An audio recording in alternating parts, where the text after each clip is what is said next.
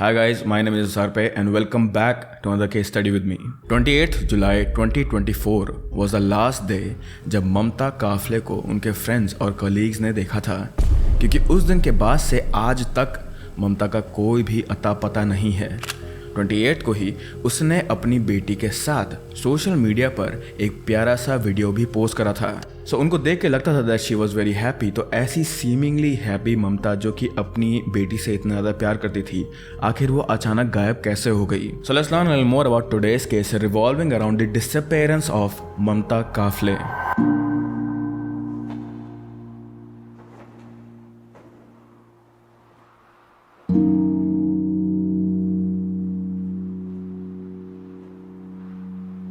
ममता काफले का जन्म 1996 में नेपाल के कावरे डिस्ट्रिक्ट में हुआ था।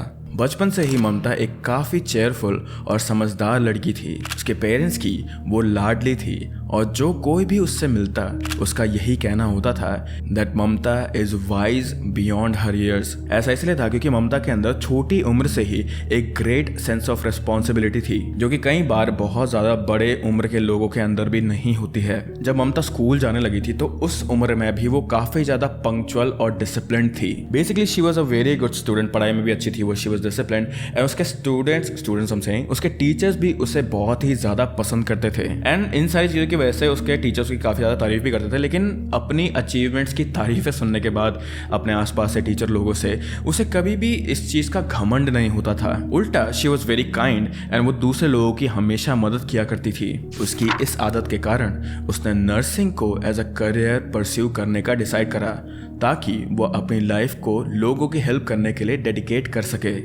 स्कूल ख़त्म होते ही ममता के पेरेंट ने उसे बेंगलोर भेज दिया था, जहां वो Rajiv Gandhi University of Health Sciences में नर्सिंग की पढ़ाई कर रही थी। और बेंगलोर में अपनी पढ़ाई करने के दौरान ममता एक लड़के से अपने म्यूचुअल फ्रेंड्स के थ्रू मिली, जिसका नाम था Naresh Bhatt.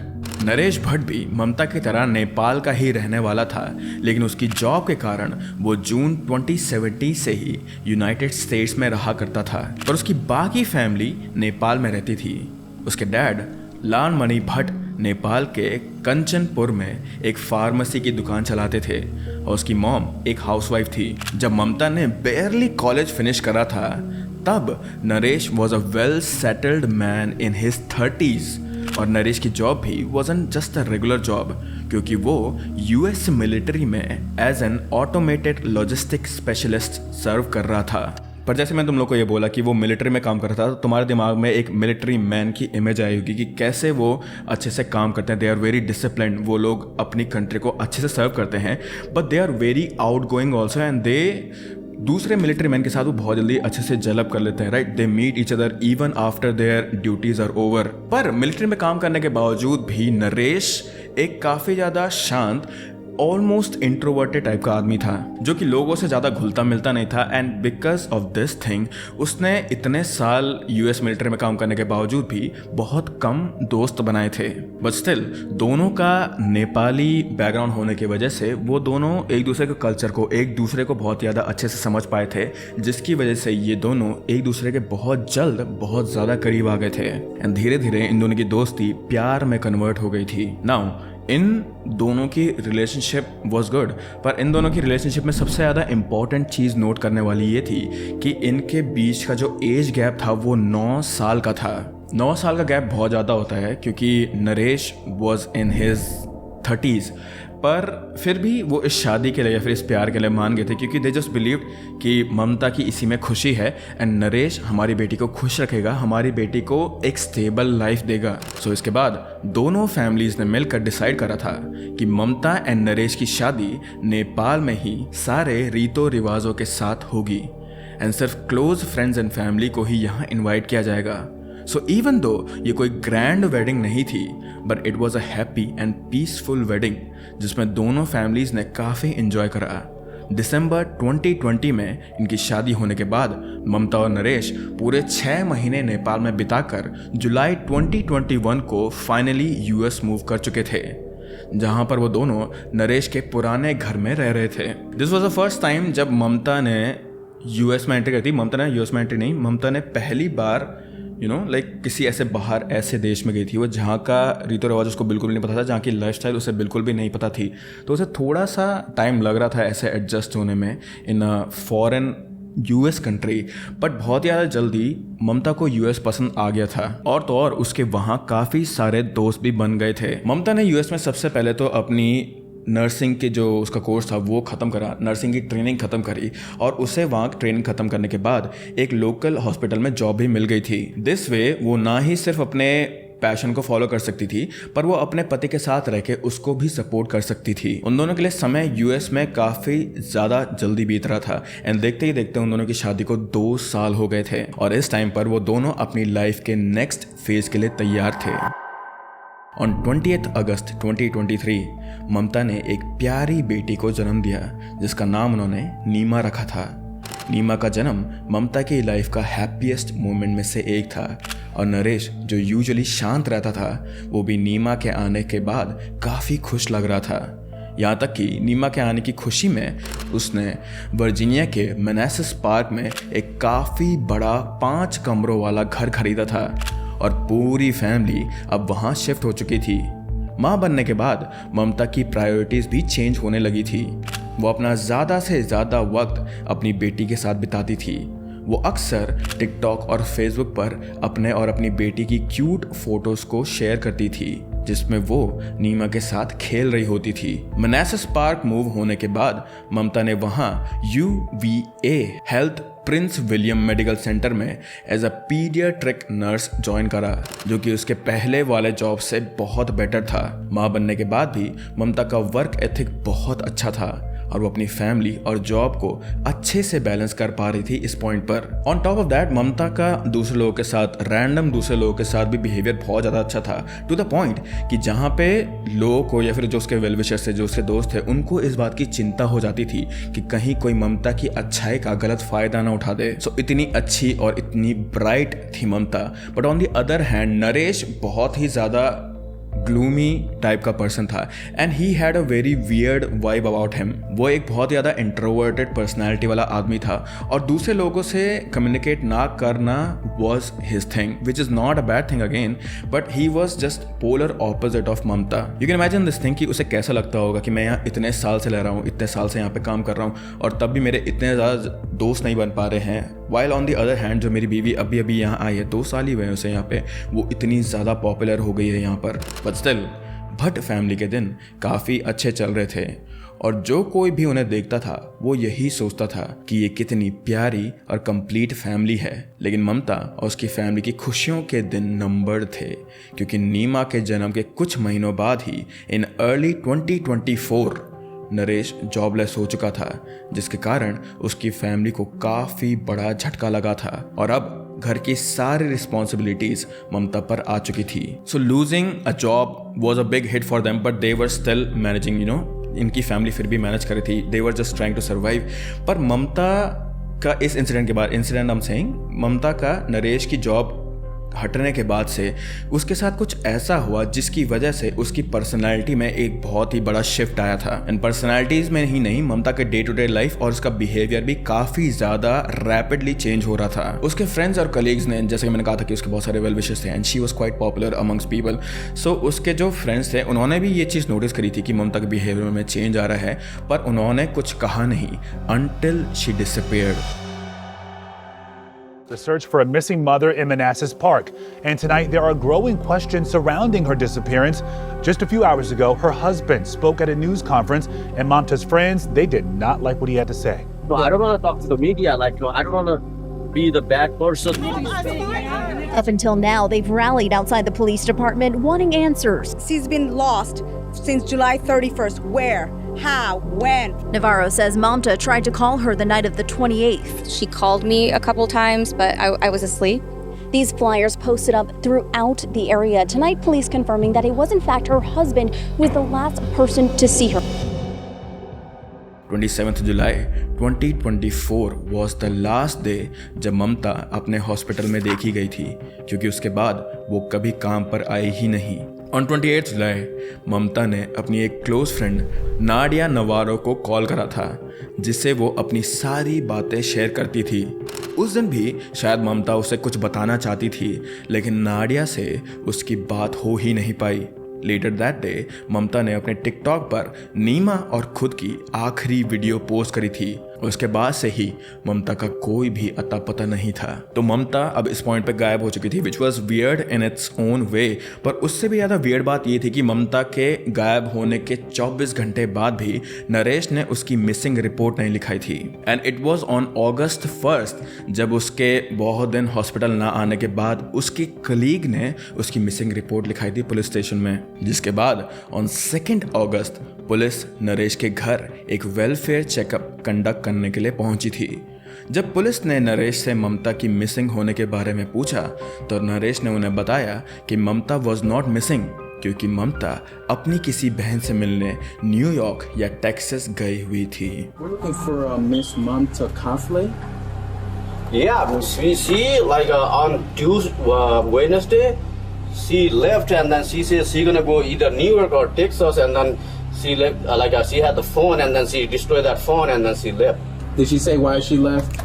Yeah, because we are about to separate and then the home inspection come here to I'm about to sell the home. उसने पुलिस से ये भी कहा कि ममता का लंबे समय तक गायब होना कोई नई चीज नहीं है, क्योंकि उसने पहले भी ऐसा करा था एंड इसी वजह से वो कोई मिसिंग रिपोर्ट नहीं लिखाना चाहता था अपनी बीवी के बारे में। पर सबसे ज्यादा शॉकिंग बात जो नरेश ने बताई पुलिस वालों को वो ये थी कि नरेश और ममता डिवोर्स लेने वाले थे कुछ ही समय में, जिसका सीधा मतलब यही था कि नरेश और ममता के बीच में कुछ ना कुछ तो गड़बड़ चल रही थी and they were not that happy of a family, जो कि सारे लोगों को लगता था। नाउ सिंस नरेश ने कहा कि this was not a big thing, Mamta पहले भी ऐसा कर चुकी है and this was a usual thing for her to do, तो इसीलिए पुलिस वालों ने भी नरेश की बात मान ली और उन्होंने इस मैटर को वहीं पे छोड़ दिया था and they did not take any action उस वक्त। पर ममता के बारे में जो डिटेल्स बाहर आने वाली थी उसने पूरे शहर को हिला के रख दिया था। ऑन 4 अगस्त नरेश ने पुलिस को दोबारा कॉन्टैक्ट करा ये इन्फॉर्म करने के लिए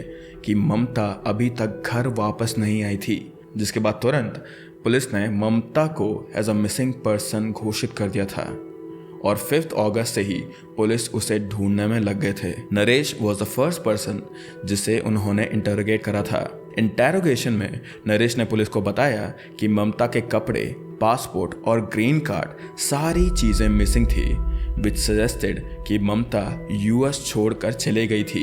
but police did not believe Naresh, क्योंकि उसकी स्टेटमेंट्स पे मल्टीपल स्टेटमेंट्स में बहुत सारे लूप होल्स थे और वो बार बार अपनी स्टेटमेंट्स चेंज कर रहा था। कभी वो कहता कि उसने ममता को आखिरी बार 31 जुलाई की रात को देखा था, तो कभी वो कहता कि उसने उसे 1 अगस्त की सुबह को देखा था। ऑल्सो ममता की पूरी फैमिली नेपाल में ही रहती थी, विच मेंट कि वो कभी न्यूयॉर्क या टेक्सास गई ही नहीं थी और ना ही उसकी कोई फैमिली वहाँ थी। इन कारणों से पुलिस का नरेश के ऊपर शक धीरे धीरे बढ़ने लगा था। लेकिन नरेश ने फिर कुछ दिनों बाद फेसबुक पर अपनी वाइफ की मिसिंग होने की खबर पोस्ट करी और लोगों से रिक्वेस्ट करा कि अगर उन्हें कुछ भी पता चले तो वो पुलिस को या फिर उसे खुद इन्फॉर्म कर दें। जो भी लोग ममता को जानते थे उनका शुरू से ही नरेश पर शक था, क्योंकि वो ये चीज़ मानने के लिए तैयार ही नहीं थे कि इतनी ज़्यादा डेडिकेटेड वाइफ, इतनी ज़्यादा डेडिकेटेड मदर जो अपनी बेटी से इतना ज़्यादा प्यार करती है, वो अपनी बेटी को बस ऐसे ही छोड़ के चली जाए, जबकि उसकी बेटी का बर्थडे आने ही वाला था कुछ दिनों में। ममता के कोवर्कर्स ने मीडिया में बताया कि ममता काफ़ी टाइम से उनसे बातें करी थी नरेश को डिवोर्स देकर मूव ऑन करने के लिए, लेकिन बार बार क्या होता कि जब भी ममता इस बारे में बात करती नरेश से, नरेश उसे हमेशा मैनिपुलेट करके अपने पास रुकने के लिए मना लेता था। उन्होंने ये भी क्लेम करा कि ममता की बॉडी पर चोट के निशान हुआ करते थे, एज इफ उसके साथ डोमेस्टिक वायलेंस होता हो। नरेश से अलग होने के कारण ममता कई महीनों से हेल्प ढूंढ रही थी और उसने ऐसे कई ग्रुप भी ज्वाइन करे थे जो सिंगल मॉम्स को सपोर्ट करते थे, just in hope to find any help. All of this just suggested कि ममता और नरेश का जो रिश्ता था वो जैसा दिखता था वैसा बिल्कुल भी नहीं था। सोशल मीडिया पर ममता और नरेश एक हैप्पी होलसम कपल की तरह लगते थे, लेकिन उनकी जो सच्चाई थी वो बहुत ही ज़्यादा डार्क थी। लेकिन all of this eight that point were just allegations. और नरेश पुलिस के साथ तो बहुत ही ज़्यादा अच्छे से बिहेव कर रहा था, वो उनके साथ कोऑपरेट कर रहा था, उनकी हर एक तरफ से कुछ ज़्यादा ही मदद कर रहा था। He was going beyond to help police, लेकिन no matter what he was doing at that point, nobody was buying it. And Mamta के जितने भी दोस्त थे, जितने भी लोग उसे जानते थे, उसके कोवर्कर भी उसकी बेटी नीमा के लिए बहुत ही ज़्यादा वरिड थे, because they did not trust Naresh. More over पूरे शहर के लोगों ने कम्युनिटी सर्चेस भी ऑर्गेनाइज करे थे, जिसमें शहर के सिटीजन्स ग्रुप बनाकर ममता को हर कोने में ढूंढ रहे थे, पर Naresh was never seen in any of these community searches. अगले कई दिनों तक पुलिस ममता के वेयर अबाउट्स के बारे में पता लगाती रही और उन्हें कुछ ऐसा मिला जो नरेश को काफी शेडी दिखा रहा था। जब पुलिस ने शहर और उसके सराउंडिंग एरिया में सीसीटीवी फुटेजेस चेक करे तो उनमें उन्होंने देखा कि ऑन 30th जुलाई नरेश ने एक वॉलमार्ट स्टोर से 3 नाइफ्स खरीदी थी एंड जस्ट अगले ही दिन उसने एक दूसरे वॉलमार्ट से क्लीनिंग सप्लाईज भी खरीदे थे। If that was not shady enough, Naresh ने कहा था कि ममता ने अपना फोन जाने से पहले डिस्ट्रॉय कर दिया था, लेकिन उसकी फोन की आखिरी लोकेशन लाउडन काउंटी में थी, जहां नरेश को भी स्पॉट करा गया था। एंड इस पॉइंट पर नरेश बहुत ज़्यादा कोशिश कर रहा था, it is very clearly evident, okay. Naresh बहुत ज़्यादा कोशिश कर रहा था कि लोग उससे सिंपथाइज करें, एंड इंटरव्यूज़ में भी या फिर जिन भी रिपोर्ट्स में वो जा रहा था उसमें भी वो काफ़ी ज़्यादा विक्टिम जैसा पोर्ट्रे कर रहा था खुद को। लेकिन नरेश को ये नहीं पता था कि पुलिस इन्वेस्टिगेशन कर रही थी एंड पुलिस इन्वेस्टिगेशन उसके इस पोर्ट्रेयल के बिल्कुल ऑपोजिट थी। बट दिन आगे बढ़े थे, इन्वेस्टिगेशन हो रही थी और फाइनली 20 अगस्त का दिन आ गया था, जिस दिन उसकी बेटी नीमा का बर्थडे था। तो नरेश ने सरप्राइजिंगली, उसकी बीवी के गायब होने के बाद भी सरप्राइजिंगली अपनी बेटी के लिए एक बर्थडे पार्टी टाइप की रखी थी। Maybe he was being a good dad genuinely, और maybe he was just not bothered with anything. पर इस पार्टी में उसके जितने भी नेबर्स थे, जितने भी ममता के दोस्त थे, जितने भी उनके नेबर्स थे, वो सब लोग नीमा को चेयर करने के लिए उसके लिए गिफ्ट लेकर आए थे उसके बर्थडे पर। एंड वहां आकर सारे के सारे लोग नीमा को कंग्रेचुलेट कर रहे थे। लेकिन एक बहुत ज़्यादा वियर्ड सी चीज़ हो रही थी इस बर्थडे पार्टी में, वो ये थी कि नरेश जो भी लोग घर के अंदर आ रहे थे, लाइक डोर स्टेप से जो भी लोग अंदर आ रहे थे, उनमें से किसी को भी वहाँ फोटोज़ क्लिक नहीं करने दे रहा था, यहाँ तक कि बर्थडे गर्ल की भी नहीं। जैसे तुम लोगों ने देखा होगा ना कि जब केक काटते हैं लोग तो दूसरी साइड से फोटो लेते हैं just to show it, you know. Naresh ने वो चीज़ भी अलाउ नहीं करी अपने घर में। एंड उसकी जो रीजनिंग थी इसके पीछे वो ये थी कि मेरी प्राइवेसी खराब हो रही है घर की। उसके ऐसे बिहेवियर के कारण लोगों का शक और भी ज्यादा बढ़ रहा था नरेश पर, एंड उनका शक यकीन में बदल गया था जब अगले दिन, बर्थडे के अगले ही दिन, पुलिस उसके घर में एक वारंट लेकर आई उसे अरेस्ट करने के लिए। अभी तक जैसे मैं तुम लोगों को बताया था कि नरेश बहुत ही ज़्यादा पुलिस का साथ दे रहा था, ही वॉज कोऑपरेटिंग। लेकिन उस दिन जब पुलिस उसके डोर स्टेप पे आई तो बिना कुछ जाने भी ही was just not cooperating, he was just not listening. It was very clear कि नरेश कुछ तो छुपा रहा था पुलिस वालों से, लेकिन पुलिस वाले इस बारी उसकी एक भी नहीं सुनने वाले थे। And they just started searching his house. Police वाले उसके घर की सर्च कर रहे थे, पूरा ये एक रात तक चली सर्च। और अगले दिन जब नेक्स्ट डे सर्च खत्म हो गई थी तो एक ऑफिसर के साथ नरेश को देखा गया था, उसके हाथ में हैंडकफ्स थे, और जो कुछ भी पुलिस को उसके घर में मिला वो सबको सच में हैरान करने वाला था। पुलिस को नरेश के बेडरूम में खून के छींटे मिले थे जो कि बाथरूम की तरफ लीड कर रहे थे। दिस सजेस्टेड कि किसी की बॉडी को बेडरूम से बाथरूम की तरफ ड्रैग करा गया था। और तो और नरेश ने जो 3 नाइफ्स खरीदी थी उसमें से 2 नाइफ्स मिसिंग थे, एंड क्लीनिंग सप्लायर्स भी काफ़ी ज़्यादा अमाउंट पे यहाँ पर यूज़ करे गए थे। दिस वॉज इनफ एविडेंस जिससे पुलिस ने नरेश को एक पर्सन ऑफ इंटरेस्ट की लिस्ट में ऐड कर दिया था। Do you have a person of interest? He is a person of interest. The husband? Yes. Husband's person of interest. He's been a point of interest, and everybody knows that. And baby Neema को foster care में दे दिया गया था उस समय पर, तब तक जब तक ममता की फैमिली वाले यूएस नहीं पहुंचते थे। इस पूरे टाइम पे इन्वेस्टिगेशन की शुरुआत से ही, जब मिसिंग फाइल रिपोर्ट हुई थी तब से ही नरेश ये ढूंढ कर रहा था कि वो अपनी वाइफ से कितना प्यार करता है, वो अपनी वाइफ की कितनी चिंता करता है। उसने इंटरव्यूज दिए थे जिसमें उसने कहा था कि उसकी वाइफ के चले जाने से I am the one who is suffering. You mentioned to me on the phone that you're the one suffering tonight. You mentioned Yeah, I'm the sufferer one. I'm the sufferer. My baby and then myself, you know, like we are suffering the most. पर नरेश का घिनौना चेहरा सारे लोगों के सामने आ चुका था।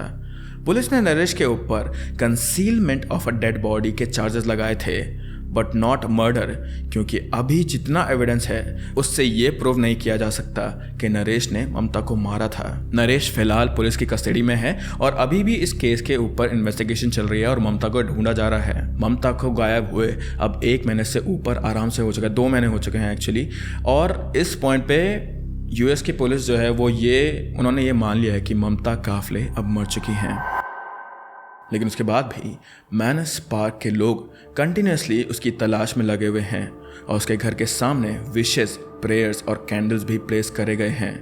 दिस जस्ट शोज कि ममता को लोग कितना पसंद करते थे। लेकिन इतना सब कुछ होने के बाद भी एक बहुत ही ज़्यादा इंपॉर्टेंट क्वेश्चन है जिसका आंसर हमें अभी तक नहीं मिला है 2 महीने के बाद भी।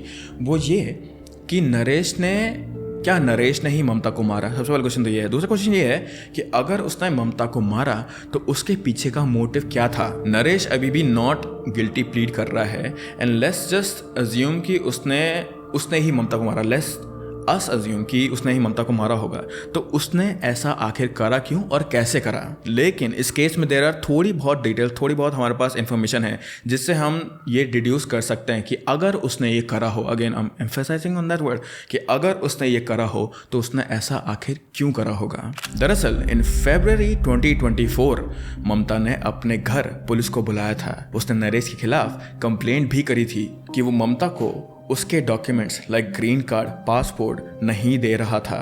एंड नरेश ने ममता का फ़ोन भी तोड़ दिया था। लेकिन सिर्फ इतना ही नहीं, हमारे पास और भी ज़्यादा डिटेल्स हैं जिससे नरेश के एलिजेड मोटिव्स एक्सप्लेन हो सकते हैं। अभी जॉब खोने के बाद Naresh was very tensed and वो काफ़ी ज़्यादा कर्जे में भी था एंड फाइनेंशियल प्रॉब्लम्स होने की वजह से वो काफ़ी ज़्यादा एक तो गुस्से में रहता था और वो अपना सारा का सारा गुस्सा ममता पे निकालता था। उसे अपने कार की $1200 पर मंथ इंस्टॉलमेंट देनी पड़ती थी और उसके साथ साथ अपने घर के लिए $6000 का मंथली मॉर्गेज भी पे करना पड़ता था, जो कि नरेश ऑब्वियसली पे नहीं कर सकता था उस समय। इसलिए ऑन 19 अगस्त उसने अपनी टेस्ला कार भी बेच दी थी। यहाँ तक कि नरेश ने लोगों से ममता का एक्सक्यूज देकर डोनेशंस भी लिए थे, which is such a creepy thing to do. Police को इन्वेस्टिगेशन में ये भी पता चला कि ममता के जाने के बाद नरेश ने कुछ वियर्ड गूगल सर्चेस किए थे, like what happens to death when spouse dies, how long to get married after wife's death. ये चीज़ यही प्रूव करती है कि Naresh knew exactly what he was doing और उसने अपने प्लान के अकॉर्डिंग ही ममता के गायब और खून करने का प्लान बनाया था। Again I am saying this thing कि this is an ongoing case and Naresh अभी भी गिल्टी प्रूव नहीं हुआ है एंड ममता जी अभी तक नहीं मिली हैं। पर इन माई ओपिनियन द बिगेस्ट, सबसे ज़्यादा जिस आदमी को इस प्रॉब्लम होने वाली है इस केस से, वो है नीमा, क्योंकि उन्होंने अपनी माँ को खो दिया है। उनके बाप, उसके जो पिता हैं, वो ही एक कातिल हो सकते हैं एंड वो भी उसके साथ अभी नहीं है। बट विद दैट ममता काफले का केस अभी यहीं पर हॉल्ट पर है। बिफोर यू गो गाइस, अगर तुम लोग को ट्रू क्राइम डॉक्यूमेंट्रीज देखना पसंद है then please go follow me on Spotify. you're thinking कि मैं बोलने वाला subscribe to me, but yeah please go follow me on Spotify. हम लोग वहाँ पे ये सारे के सारे cases as an audio form में डालते हैं। And do follow me on all of my social media, जिसके लिंक तुम्हें डिस्क्रिप्शन में मिल जाएंगे। But with that I hope that you guys are happy, I hope that you guys are healthy. Please keep your loved ones very close to you guys and I will see you very very soon. Bye bye.